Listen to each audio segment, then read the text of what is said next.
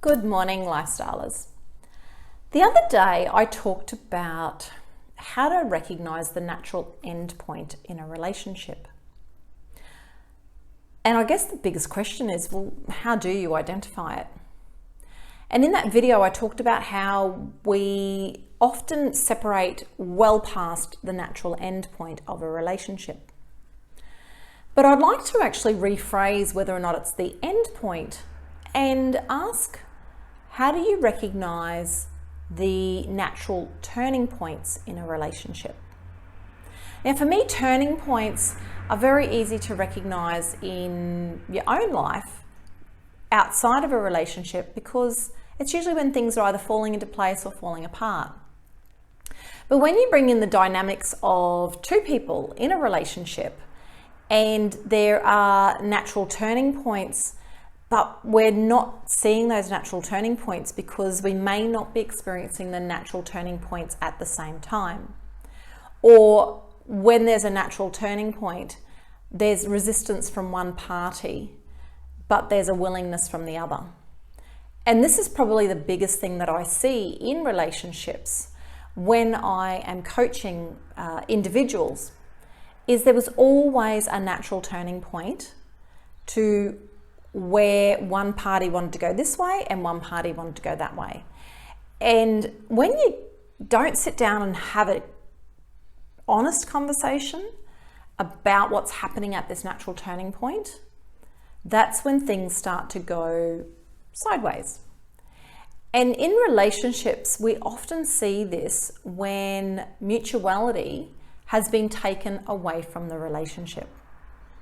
And there is an excellent TED talk that I watched years ago where the lady was talking about mutuality and what happens when it's taken off the table. And the biggest area where we see mutuality taken off the table is when one party in the relationship loses interest in having an intimate relationship. And so they unilaterally decide that they're just not going to have sex with their partner anymore. But there was no conversation ever had around what that looks like for the relationship, what that looks like for the party that still wants to have a intimate sexual relationship, and what's going to happen if the party who still wants it goes out and finds it elsewhere.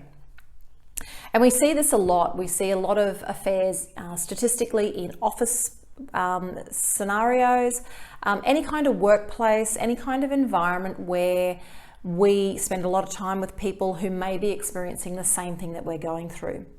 Because vibrationally, like attracts like.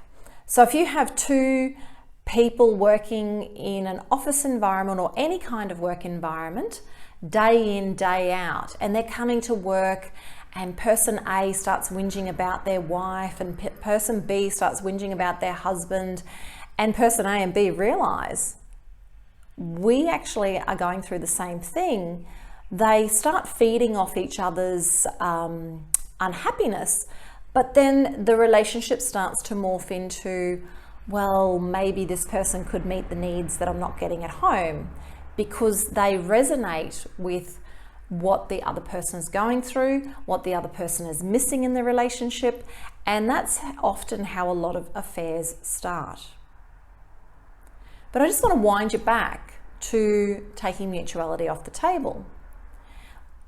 How about, rather than just unilaterally deciding that you're going to do something in your relationship, or in this case, not do something, what if you could actually comfortably have a conversation with your partner about what's going on for you?